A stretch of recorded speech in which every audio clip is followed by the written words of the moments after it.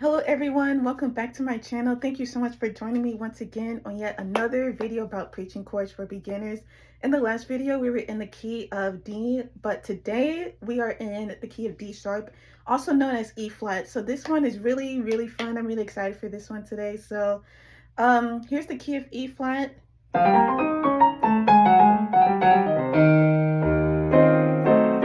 So I'm really excited for this one. It's going to be really good. So to begin, we have E flat. I'm going to be referencing and just saying E flat for just throughout this video. D sharp and E flat is the same thing. They are enharmonics. And what enharmonics basically are, they're the same name for the same, different names rather for the same note. So if someone says D sharp, someone else says E flat, they're referencing the same thing. So to begin, E flat is our 1. Okay, F is 2. G is 3, A flat is 4, B flat is 5, C is 6, sorry, D is 7, and back to our 1, which is E flat, 8, or back to the 1. So this one's really fun. So okay, so to begin, we want to implement our tritones in our left hand. The tritones are going to be our best friend for our left hands. And then this is just a reminder that the tritones make up that churchy quote unquote sound. So and what the tritones are, they are comprised of, for example, in the key of E flat, which is what we are in today. So your tritones are made up of the major third and the flat 7 of a key. For example, in the key of E flat, I'm sorry. So from E flat to our 3 of the scale pattern is G. So to get from a major to a major dyad, which is what G is from E flat, you're going to count up 4 half steps. So start at E flat, and then you're just going to count up 4 half steps. So a half step is just one step. A whole step is 2 steps. So from E flat, I'm going to count 4 half steps. 1, 2, 3, 4. So that G is the 3 of E flat, and then we want our flat 7 as well. So the flat 7 in the key of E flat is D flat. So to get there from E flat, you're just going to count backwards 2 half steps. So I'm at E flat, so I'm going to count backwards, or count down rather, 2 half steps. So E flat, D natural, and D flat. So that's your flat 7 to get there. So you put your 3 of E flat, which is G, and then your flat 7, which is D flat, together. That's going to be your tritone. And this is not just for the key of E flat, this is for all your keys. This is for any key that you can literally think of. And that's a good practice too. So what a good practice is for you to pick out any single key and try to identify whatever tritone it is for that key. Again, the formula to figuring that out is counting up 4 half steps from your root note, and then counting down 2 half steps from your root note to find your flat 7, and then the 4 half steps up is your major 3. So yeah, but for today we are going to get into our main preaching chords. So we are going to go just to 3, which is G, 4, A flat, up, and then when I say up, that references it can reference any diminished chord. It's not limited to the diminished chords, but a lot of times when you hear the word up, it could indicate that we are playing a diminished chord. So A natural is going to be our up, and then our 5 is B flat, and then back to the 1. Okay, so this is how it sounds all together. So 1, 3, 4, up, 5, 1, and then this is the unresolved, and then this is the resolved, and then this is also the unresolved, diminished, and resolved. Okay, so what we want to do, I'm going to start in we want to do our tritone, so I'll start there. So you want to implement your ring finger once again and your thumb. A lot of these tritones, you'll implement your thumb and your ring finger. So place your ring finger on your left hand. We'll do the left hand first. Ring finger for your left hand on F. Place your thumb on B natural. So it should sound funny, but that's your tritone in the key of G. So for every root note in the key of E flat, that is our numbered system for the preaching chords. We're going to be playing the tritones for that. So, and then we're going to slide a half step up, and then just 1/2 step is 1 step up. A whole step is 2. So you're going to put your ring finger on F sharp. So just 1/2 step up, and then your thumb from B to C is just 1/2 step up. So F and B, that's going to be your 4. Okay, so far we got our 3, which is G, and go to the 4. So you got F sharp and C. And then you're going to use your E flat on your pinky, on your left hand. And then your index finger on A natural. And then A natural could be found just 1/2 step below your 5 in the key of E flat. So find the 5, 1, 2, 3, 4, 5 right there, and then just drop down just 1/2 step. Okay, and then for your 5 chord, you're going to use your pinky on D natural, and then your index finger on A flat. And then to the plain 1 chord, you're going to shift your ring finger to C sharp or D flat. I'll say D flat. It's the same thing. C sharp and D flat are also the same thing. So shift your ring finger to D flat, and then your thumb on G natural.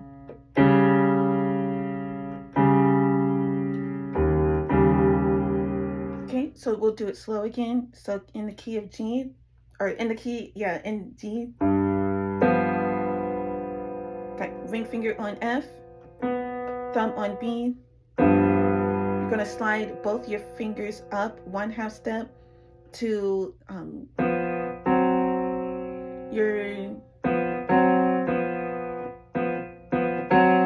and then you can also play around with the finger placements for the tritone. Same thing when we get to the chordals in your right hand, but figure out whatever is most comfortable for you. If you want to use a different finger pattern, you definitely can. Definitely don't have to stick with what I'm showing, but this is how I play mine. You can definitely move around and just be as comfortable as you would like. So F and B. Go up to the 4, slide up just 1/2 step. So ring finger. Trying to see how I play. Okay, so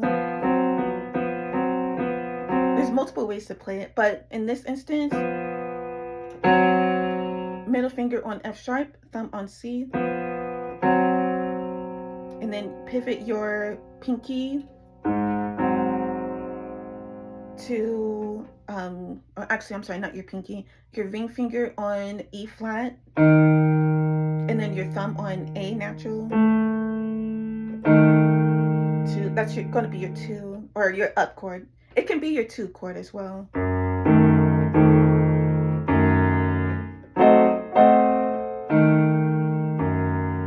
And then shift your pinky and your index finger on D and A flat respectively. So pinky on D. Okay, and then your index finger on A flat. Okay, and then finally place your ring finger on D flat, and then your thumb on G. That's what it should sound like. Okay, so I'm going to do those slow and just a slow tempo so that it could sound, so you can see what it sounds like. So 1, 2, 3. I'll go super slow, and 2, 3, 4, 2, 3, 4. Shift again. 3, 4, 2, 3, 4. Right. So that's what it should sound like. And then also the unresolved to the resolved. So in your left hand, a lot of times I'll place my pinky on E, or E flat rather. And remember, in the videos in the past, we talked about like that pinch between the natural 6 and the flat 7. So place your thumb on C, and then your index finger on D flat. Actually, no, reverse those two. So your index finger on C, and then your thumb on D flat, and then your keep your pinky on the 1, which is E flat. That's your unresolved. So, and then place your index finger on A natural, and then bring both your index finger and your thumb, which is on A and C respectively, bring both of those up to B flat and D flat respectively.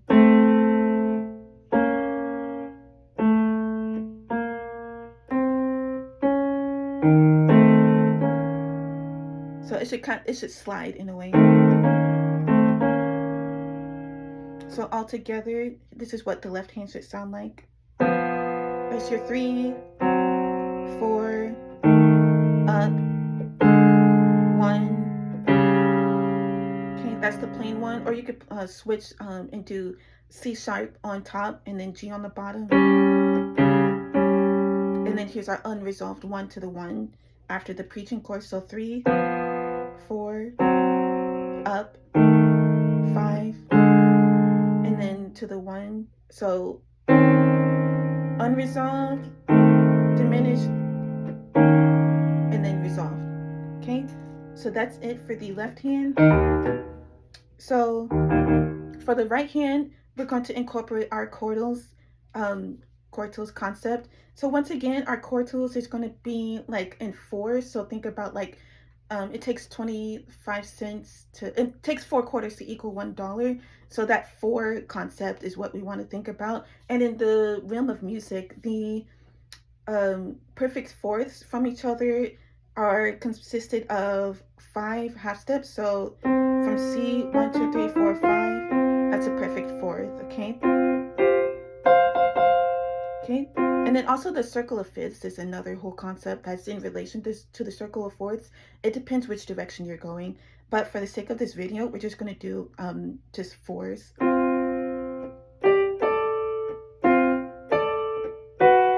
Okay, so for your right hand in the key of E flat, so you're going to place we're going to find the 2 of E flat, which is F.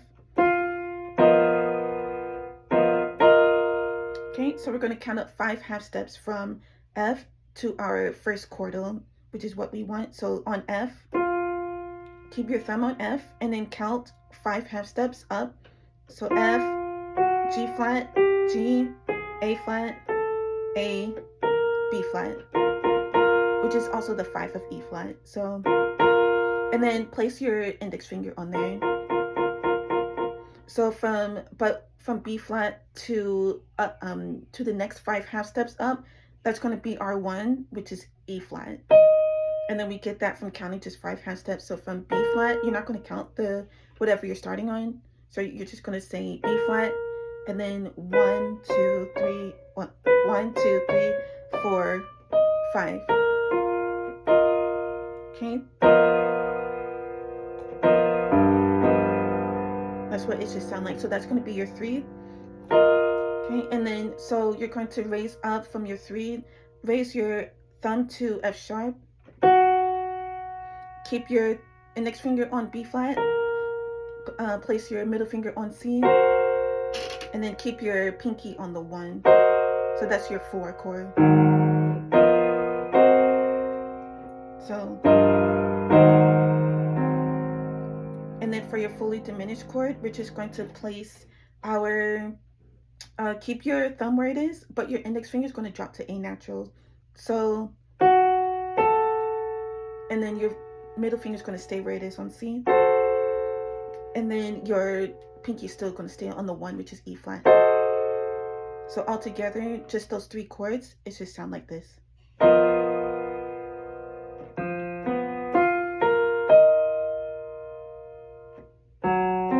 It's your 4 right there. G flat, B flat, C, E flat. And then your diminished chord, your diminished 7th chord is G flat, A, C, and still on the 1, which is E flat. Okay, and then your 5 chord.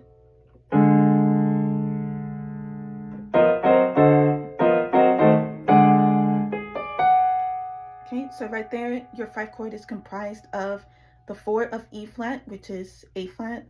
So that's that chordals concept. So from E flat to A flat, it's going to take 5 half steps. So E flat, 1, 2, 3, 4, 5.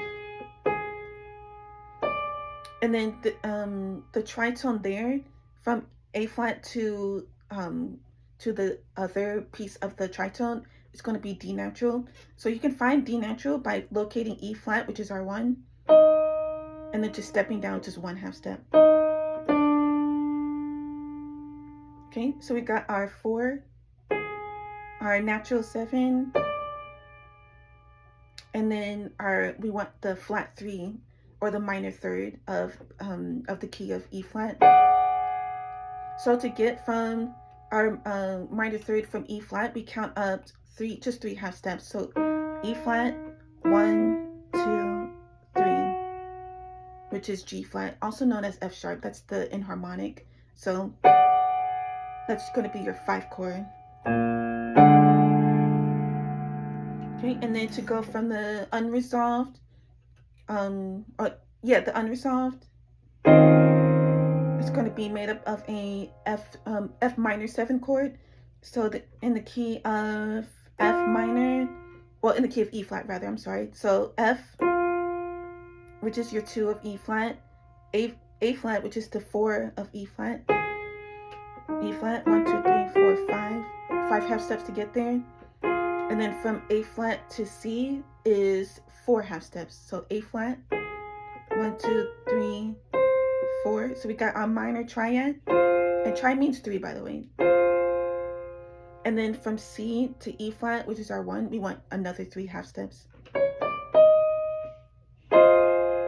So this is what that unresolved 1 sounds like. And then we have to have our fully diminished chord in there.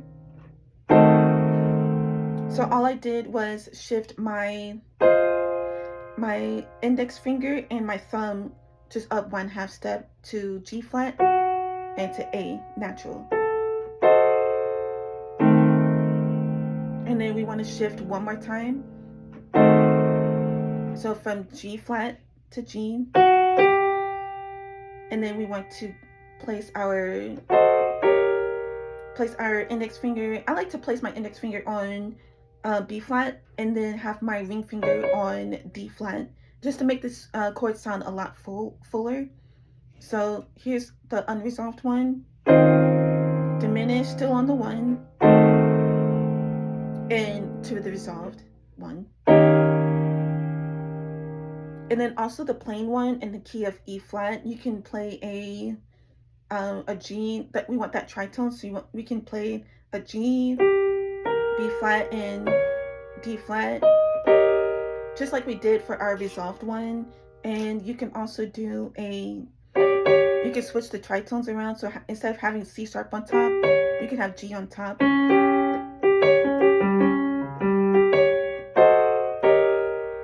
So this is what everything all together sounds like. So so your pastor or your bishop, he's getting ready to go, like he feels like preaching. So here's the 1. Okay, here's your 3. your 4, your up, and then the 5 chord, and then reset all together. And then you could do like runs in between. Um,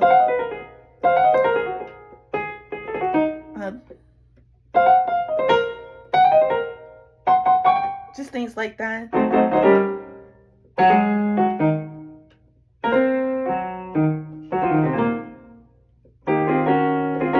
Just stuff like that in between to kind of spice it up and make the make it more, just spice it up. I don't have any other at the moment. I don't have any other explanation for that. But yeah, so I'm gonna play it just one by time. I'm gonna use just a small tempo so you can just hear it again what it sounds like. So on the 1, so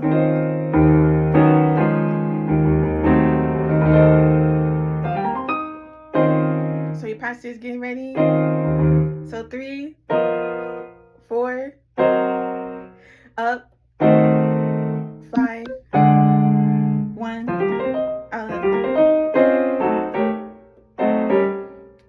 so it's really fun, like once you lock it in. And then once you lock it in, it's so fun, like when you lock in with the band as well. Or if you're on organ, and oh man, organ is just